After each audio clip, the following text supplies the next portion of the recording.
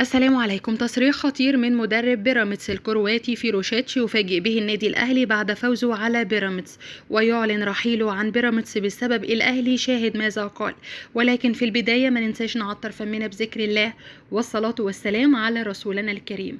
بعد فوز النادي الأهلي على بيراميدز ليرفع الأهلي رصيده إلى 66 نقطة ليصل للفوز ال15 على التوالي، فقد صرح مدرب بيراميدز الكرواتي فيروشيتش وأدلى بالتصريحات بعد هذه المباراة وقال: لقد أصبت بالصدمة والحسرة بعد الخسارة الثانية على التوالي من النادي الأهلي، فالأهلي قتل حلمنا جميعا في بيراميدز بسبب فوزه اليوم علينا، ومن الصعب أن يفرط الأهلي في أي نقطة من النقاط في المباريات القادمة، فالأهلي وصل إلى المباراة ال15 على التوالي دون خسارة أو تعادل، فكيف سيخسر نقاط في المباريات المقبلة؟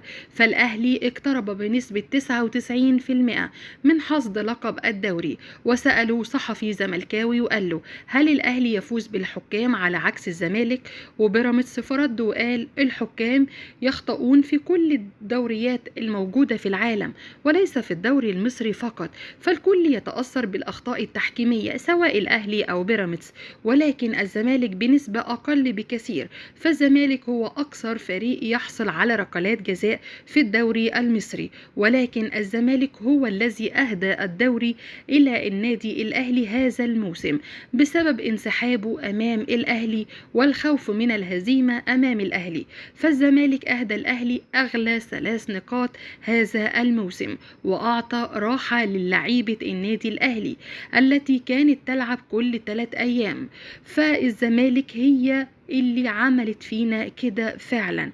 أنا أشاهد أسوأ إدارة شاهدتها في حياتي في الزمالك، وأندهش أنهم يشجعون بيراميدز الآن ويشجعون فعلا بعد ما انسحبوا قدام النادي الأهلي.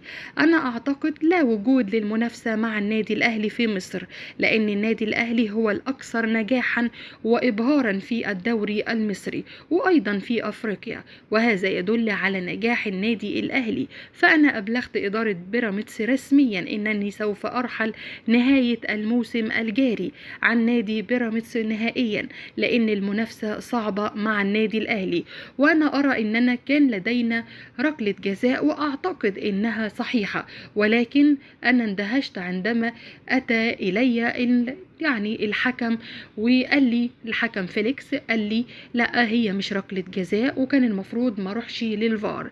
أنا اندهشت جدا في هذه اللقطة، ولكن لا تعقيب على الحكام، فالحكام في كل العالم يخطئون، وأعتقد أنه احتمال كبير يكون أخطأ، وأن احنا المفروض كان لينا ركلة جزاء كانت هتغير مسار المباراة بالكامل.